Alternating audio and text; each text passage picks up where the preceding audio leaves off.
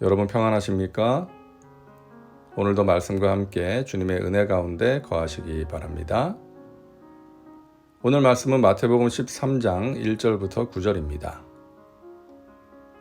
저는 하나님의 말씀을 전하는 사람으로서 항상 부족함을 느끼면서 사역을 하고 있는데요. 사역을 하면서 간혹 경험하게 되는 것은 제가 10을 준비해서 전했다면 20을 받는 분들이 있더라고요. 그런가 하면 10을 전하면 5도 못 받는 분도 있는 것을 보았습니다. 같은 말씀을 들어도 듣는 사람의 마음밭에 따라서 열매가 다르다는 것이죠. 오늘 예수님께서는 우리가 잘 알고 있는 씨 뿌리는 비유를 말씀하십니다. 네 종류의 땅이라고 하는 것이 더 정확한 이름인 것 같습니다. 말씀의 초점은 씨가 어떠한가에 있지 않습니다. 씨가 뿌려진 땅이 어떤 땅인가에 있습니다. 다시 말해서 말씀을 듣는 자의 마음 상태에 대해서 말씀하시는 것이죠. 씨는 문제가 없습니다. 씨는 하나님의 말씀인데 그 말씀은 지금까지 수많은 사람들에게 생명을 주고 사람들의 삶을 변화시킨 능력의 말씀이죠. 문제는 씨를 뿌리는 사람, 말씀을 전하는 사람과 그 말씀을 받는 사람인 것입니다. 먼저 말씀을 전하는 사람이 잘 전해야 하죠. 인격과 영성이 구비되어야 합니다. 설교자의 인격이나 삶을 신뢰할 수 없다면, 또 관계가 깨어졌다면 그가 전하는 말씀을 듣기가 힘들겠죠. 그리고 그보다 더 중요한 것은 말씀을 받는 사람의 마음 상태인 것입니다. 어떤 마음으로 받는가 하는 것이 중요하다는 것이죠. 예수님 당시에도 예수님의 말씀을 듣는 사람들 가운데 어떤 사람은 믿어서 구원에 이른 사람이 있었는가 하면 똑같은 말씀을 듣고 똑같은 기적을 보았음에도 예수님을 배척하고 심지어 죽이려고 했던 사람들이 있었던 것입니다. 오늘 말씀을 보면 씨를 뿌리는 자가 나가서 씨를 뿌리는데 네 종류의 땅에 씨가 떨어집니다. 첫째는 길가입니다. 덜어는 길가에 떨어짐에 새들이 와서 먹어버렸고, 길가는 그 당시에 밭과 밭 사이에 나 있는 작은 통행로입니다. 사람들이 다니는 길입니다. 그래서 단단하게 굳어져 있는 땅입니다. 자, 어떤 사람이 길가와 같은 마음을 가진 사람인가 예수님께서 설명하시는데요. 아무나 천국 말씀을 듣고 깨닫지 못할 때에는 악한 자가 와서 그 마음에 뿌려진 것을 빼앗나니 이는 곧 길가에 뿌려진 자요. 말씀을 듣지만 깨닫지 못하는 것입니다. 왜? 마음이 단단하게 굳어져 있어서. 말씀에 관심이 없고 기대감이 없는 것입니다. 그래서 들으려 하지 않는 것입니다. 겸손한 마음으로 하나님의 은혜를 갈망하며 말씀에 귀를 기울여야 하는데 영적으로 교만한 사람은 그렇지 못한 것입니다. 그렇게 말씀을 깨닫지 못하면 악한 자, 마귀가 와서 마음밭에 뿌려진 말씀을 빼앗는다는 것입니다. 둘째는 돌밭입니다. 덜어는 흙이 얇은 돌밭에 떨어짐에 흙이 깊지 아니하므로 곧 싹이 나오나 해가 돋은 후에 타서 뿌리가 없으므로 말랐고. 어떤 사람입니까?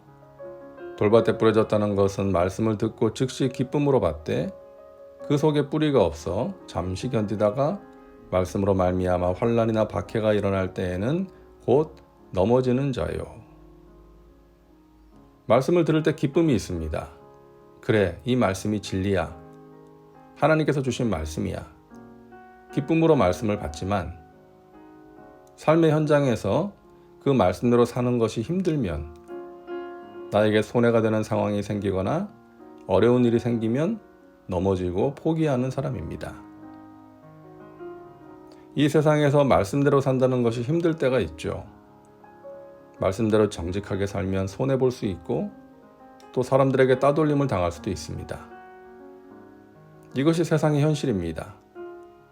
예수님을 따르는 길은 좁은 길입니다. 그런데 그 길의 마지막은 영광과 축복이라는 것입니다. 예수님이 약속하셨죠? 나로 인해 너희에게 환난과 핍박이 있다면 기뻐해라. 너희에게 주어질 상이 클 것이다. 말씀하십니다. 그래서 우리가 나의 가는 이 길 끝에서 나는 주님을 보리라. 영광의 내 주님 나를 맞아 주시리라고 찬양하는 것입니다. 셋째, 가시떨기입니다. 덜어는 가시떨기 위에 떨어짐에 가시가 자라서 기운을 막았고, 어떤 사람입니까? 가시떨기에 뿌려졌다는 것은 말씀을 들으나 세상의 염려와 재물의 유혹에 말씀이 막혀 결실하지 못하는 자요. 말씀이 뿌려져서 자라긴 하는데 가시가 있어서 제대로 자라지 못하고 열매를 못 맺는 것입니다. 제대로 자라지 못하게 하는 장애물이 있는 것이죠. 바로 세상의 염려와 재물의 유혹입니다. 한마디로 하면 세상을 사랑하는 마음입니다. 세상의 염려라는 것은 세상의 것을 얻지 못하면 어떡하나 염려하는 것입니다. 그것도 세상을 사랑하는 마음에서 비롯되는 것이죠.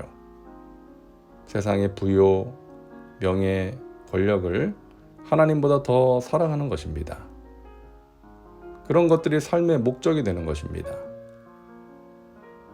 우리가 살아가는 데 필요한 것들이 있고 그것을 추구하는 것은 자연스러운 일이지만 영원하지 못한 것 때문에 영원한 가치를 놓쳐서는 안 되는 것입니다.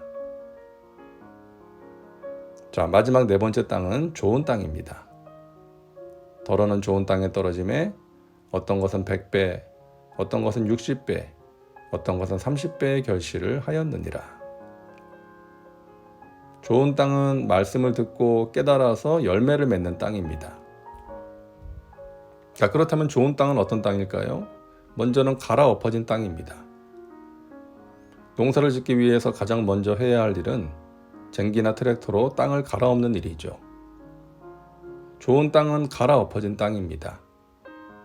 그래서 딱딱하게 굳은 땅이 부드럽게 되고 돌멩이나 가시덤불이 제거된 땅입니다. 사람의 마음밭이 갈아엎어지기 위해서 필요한 것은 고난입니다. 고난이 우리에게 유익한 것은 고난을 통해서 우리의 마음밭이 갈아엎어지기 때문입니다. 굳은 마음이 부드럽게 됩니다. 교만했던 마음이 겸손하게 됩니다. 자기만 알던 마음이 타인을 생각하게 되는 것입니다. 그리고 좋은 땅은 습기가 있는 땅입니다. 누가복음에만 있는 독특한 표현인데요. 덜어놓은 바위 위에 떨어짐에 싹이 났다가 습기가 없으므로 말랐고, 습기가 없으면 말라버리죠. 농부가 아무리 봄에 열심히 씨를 뿌리고 아무리 땀을 흘려도 와야 할 비가 오지 않으면 그해 농사는 망치게 되는 것이죠. 우리 마음밭도 마찬가지입니다. 습기가 필요합니다. 바로 하나님의 은혜입니다. 우리가 열심히 살아야 합니다. 땅을 일구고 씨를 뿌려야 합니다. 그리고 거기에 하나님의 은혜가 임할 때 열매를 맺을 수가 있는 것입니다. 저와 여러분의 마음밭이 좋은 땅이 되어서 말씀이 뿌리 내리고 열매를 맺어 말씀으로 새롭게 되고 말씀으로 승리하는 복된 삶 살아가시기를 주님의 이름으로 축복합니다. 기도합니다. 사랑과 은혜가 풍성하신 하나님, 오늘도 말씀과 함께 살게 하시니 감사합니다. 저희들의 마음밭이 좋은 밭이 되어서 하나님의 말씀이 떨어져 뿌리 내리고 자라 풍성한 열매를 맺게 하옵소서. 말씀으로 승리하는 믿음의 백성들 되게 하옵소서. 예수님의 이름으로 기도하옵나이다. 아멘. 오늘도 말씀과 함께 은혜 가운데 거하시기 바랍니다. 여러분 사랑하고 축복합니다.